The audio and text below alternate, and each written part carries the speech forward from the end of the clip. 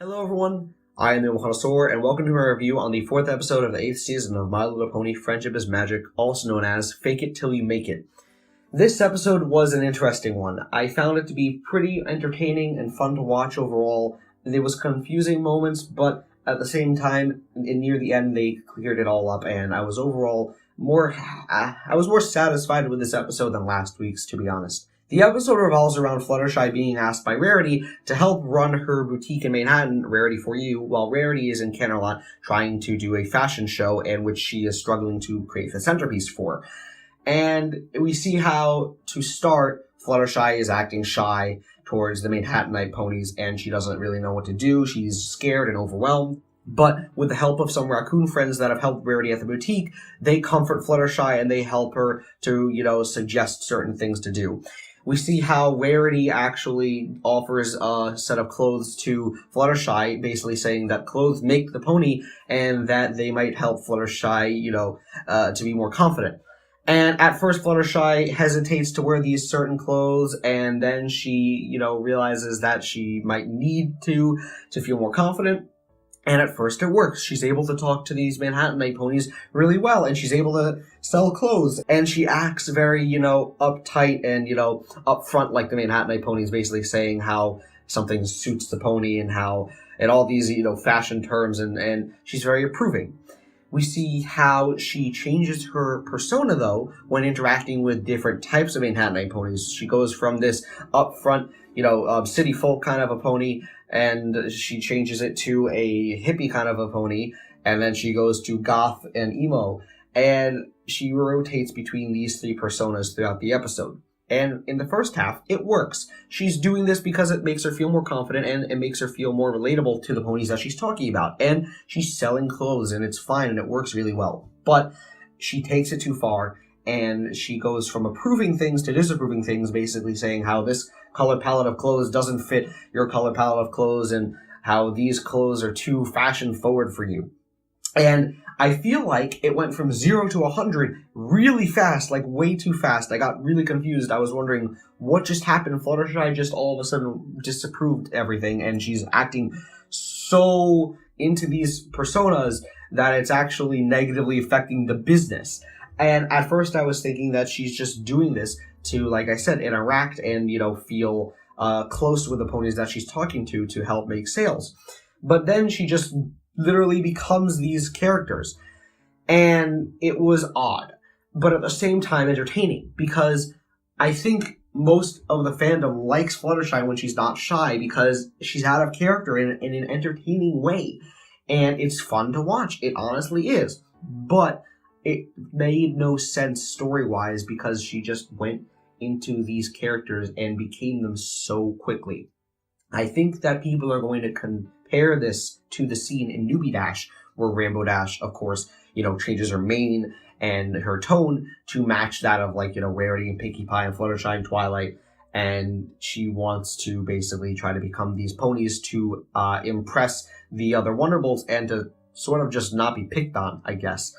But here, it's at least better than that because it's for business reasons, and it seems like it's not as, it seems like it's more understanding. Maybe because it's Fluttershy and not Rainbow Dash, I don't know. But there was something about it that made me think, I understand why Fluttershy is doing this, and it makes sense, and it just seemed more acceptable than Rainbow Dash's scene in Newbie Dash. That being said, these raccoon friends go to Ponyville to try to get Twilight and her friends to go back to the boutique to calm Fluttershy down and to snap her out of it. And they can't, they get kicked out by Fluttershy, which was sort of funny to watch, and they ask Rarity for help. They actually go to find her, and she admits that Fluttershy is totally out of character for herself, and she is not acting like herself whatsoever. And in the end, Fluttershy sort of just apologizes, and I saw this coming. I think that we all saw this coming, that, okay, she's obviously going to apologize for what she did and saying that she took things out of character. So I don't mind that because I don't mind when the moral is sort of, hidden. I'm going to use that term loosely. I mind it when the moral is just, said right at the end.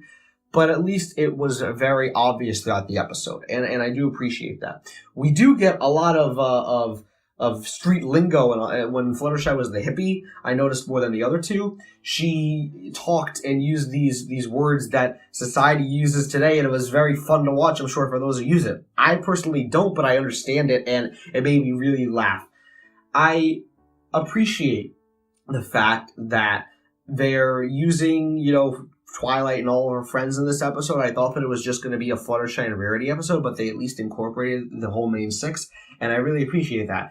I'm actually surprised that Starlight wasn't here. Again, it makes you wonder, why is Starlight not, with the main six anymore in every episode? You'd think that would be a consistency, because she really is a part of the main crew. Nonetheless, I still like that they incorporated these characters, and overall, I think the episode was definitely above average.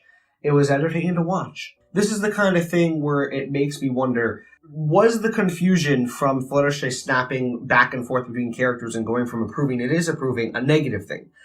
And it makes me think that this is something new for Fluttershy, because she hasn't done something like this. And at the same time, she's being confident, and she's just enjoying being the characters to an extent too. Near the end of the episode, we see that Rarity fires the three Fluttershy personas, and we see that, the Fluttershy we all know and love basically apologizes, and Rarity explains that you can be these characters without dressing up like them. And, you can show your inner self to act confident.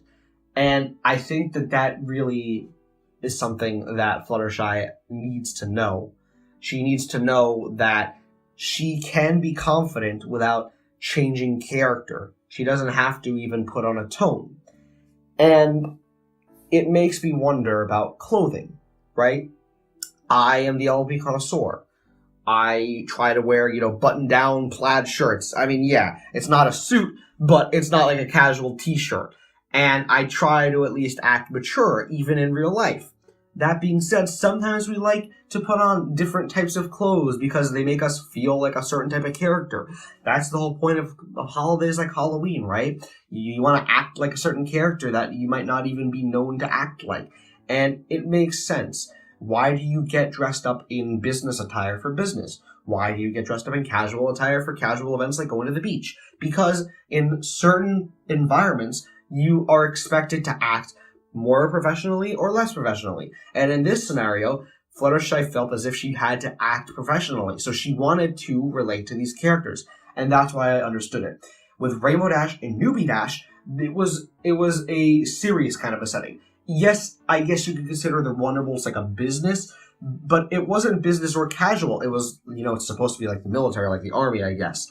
When Rainbow Dash acts differently in Newbie Dash, it felt out of place because it wasn't that kind of a setting in which acting out of character could be beneficial. It was being crazy for the sake of being crazy. In this one, Fluttershy had an actual reasoning, and her consciousness was still there. Yes, it was hard to reach to the real Fluttershy in the end and to calm her down, but she was really doing this for good reasoning. She was doing this because she wanted to sell clothes and she wanted to act like a Manhattanite.